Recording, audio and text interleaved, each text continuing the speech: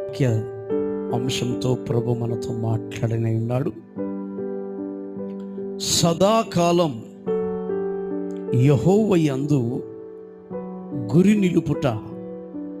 వాక్యం యొక్క అంశం పేరు సదాకాలం యెహోవా యందు గురి నిలుపుట.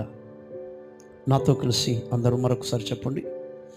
సదాకాలం యెహోవా యందు గురి నిలుపుట. ఇంకొకసారి, సదాకాలం యెహోవా యందు గురి నిలుపుట. మానవుని యొక్క జీవితంలో